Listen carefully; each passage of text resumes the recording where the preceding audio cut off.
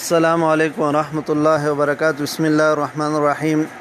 ایک بھائی نے سوال کیا ہے کہ آج کل اخباروں میں وکیلوں کی زبانی طلاق شائع کی جا رہی ہے، حالانکہ مرد کا خود اپنی زبان سے الفاظ طلاق ادا کرنا ضروری ہے، جس طرح نکاح کے وقت قاضی کے سامنے اقرار کرنا یہ لازمی اور ضروری ہوتا ہے، تو کیا اگر کسی نے وکیل کے ذریعے طلاق شائع کی تو اس سے طلاق واقع ہوگی یا نہیں؟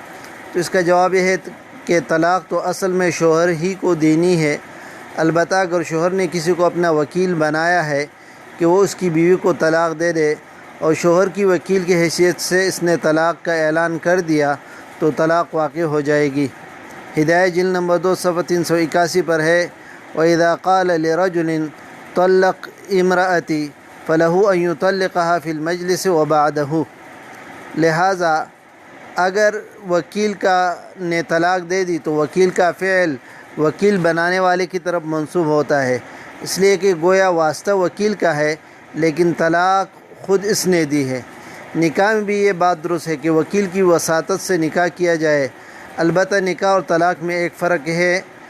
نکاح ایسا معاہدہ ہے کہ جس کو طرفین مل کر طے کرتے ہیں، اس کے بعد نکاح کی مجلس منعقد ہوتی ہے جس میں عاقد خود ہوتا ہے اور عاقدہ کی طرف سے ولی یا وکیل اور اکثر اوقات قاری نکاح ایجاب و قبول کراتے ہیں۔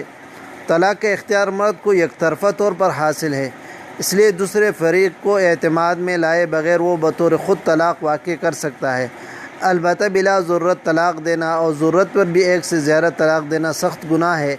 اس لیے اگر زوجین میں تعلقات اچھے نہ ہوں تو کسی عالم دین یا مفتی سے رجوع کرنا چاہیے اور اس سے اس معاملے میں مشورہ لینا چاہیے۔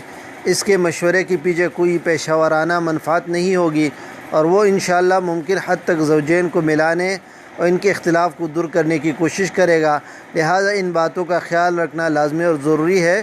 واللہ تعالی اعلم بالصواب۔